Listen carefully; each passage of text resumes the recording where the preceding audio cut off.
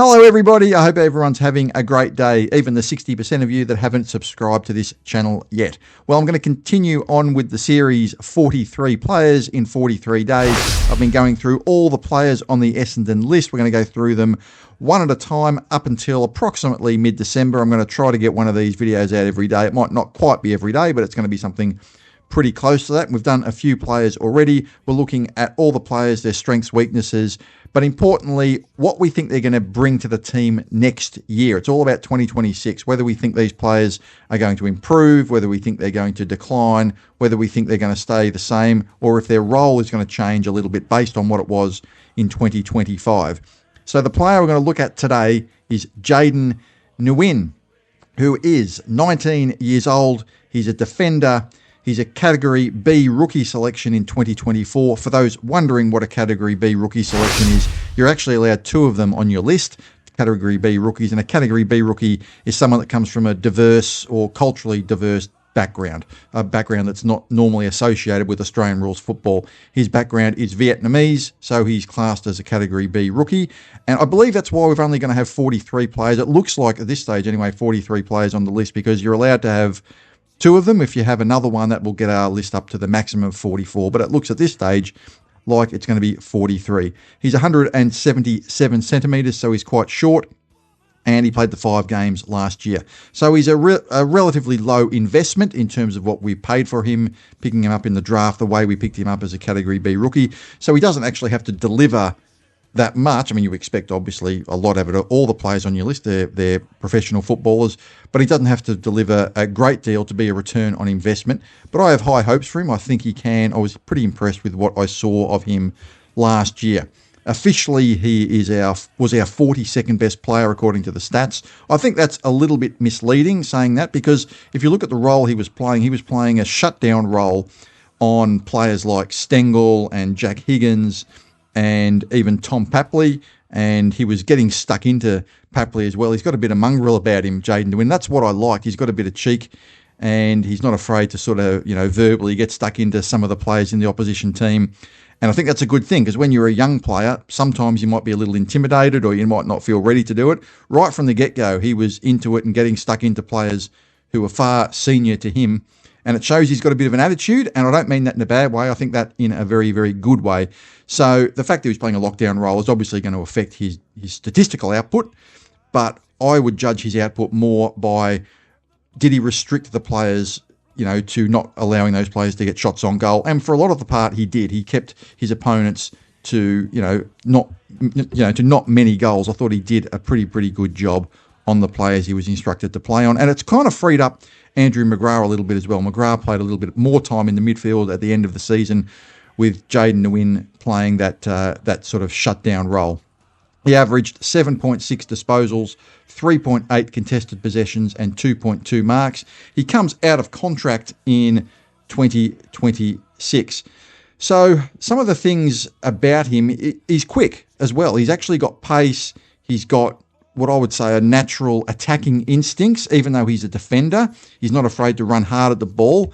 Unlike some of our other good young players who can be pushed off the ball a little bit with their slight frame, I didn't think he was pushed off the ball that well. He was really throwing himself into it. I don't know if you guys thought that, but I noticed that when I was watching him. It's not something you can measure. It was just a visual thing I saw, just the way he throws in and attacks the ball. That's why I think he's got a future at AFL level, because if you've got something like that going for you, you can make up for other deficiencies. And the other thing about him, if you can really make a particular role your own, like that lockdown defender role, it's not a role that many players are craving to get. Okay, so if you can do that role and do it well, it's not like you've got much competition, is there? It's not like there's many other players on the list who will be trying to get that particular job off you. So if he can make that role his own, there's every chance he can be in the senior side. I mean, there's some debate of whether he's in the best 23. It might be a case of him, I don't know whether he's one of the, say we had totally injury-free side, right? I don't think he's one of the best 23 players in terms of ability, but in terms of his spot in the team, in terms of the position he plays, he may very well be in the best 23 playing that lockdown defender role, if you know what I mean. He might be, he might be something like the 30th best player on the list. That's a rough estimate. I'm not I'm not ranking everybody right now. I'm just sort of spitballing it. But really, if he can really hold down that lockdown defender role, there's every chance that he can hold his spot in the team. He was probably lucky to get a debut last year in some respects because of the high injury toll. But one of the advantages is it got to expose him at the senior level. And I thought, despite not winning a lot of the ball, which you wouldn't expect given the position he plays, I actually thought he did pretty well. He actually can get the ball. When he played for Calder, he averaged 19 possessions before being drafted. And one of the things that I like about him as well is that he's got concentration. And that's a thing you don't often hear. It's a word you don't often hear a lot associated with AFL footballers. Defenders need it, particularly small defenders. And that's what I notice. He's tough, he's quick, and he's got concentration. He's not immensely skilled or anything like that, but he certainly showed enough, I think, to indicate that he's got improvement in him. Certainly at the age of 19 and still learning the game. Those 5 games he got last year will be invaluable.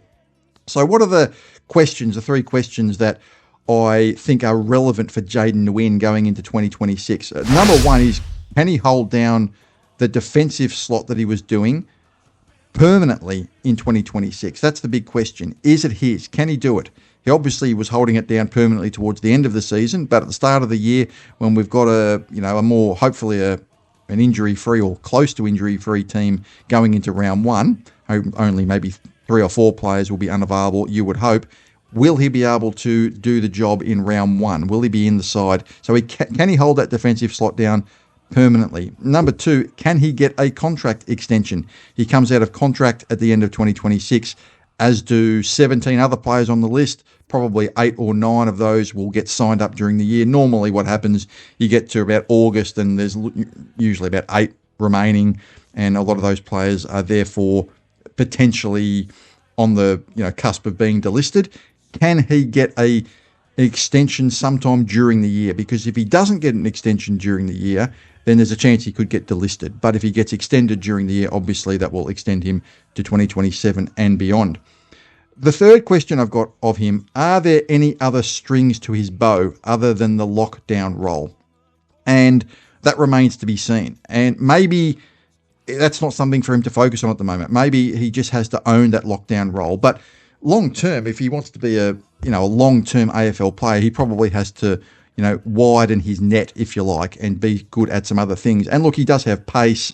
He does have attacking instinct. There's probably other positions he can play. I wonder if he'd be good as a small forward. He's got he does have the pace, and he does have the ability to win the ball at ground level. I don't recall him being trialled there, but maybe that's something that he could be good at. I'm always looking at these players and wondering if they could play in positions that perhaps they haven't done before.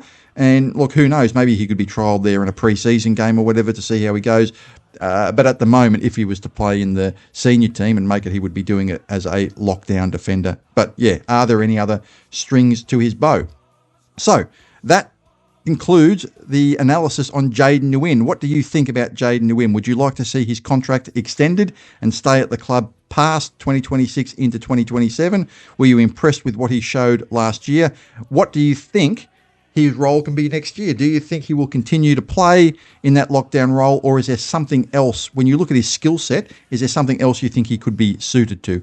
I'm going to leave it there. I hope you guys enjoyed this video. Please like and subscribe to this channel. And as always, go Bombers.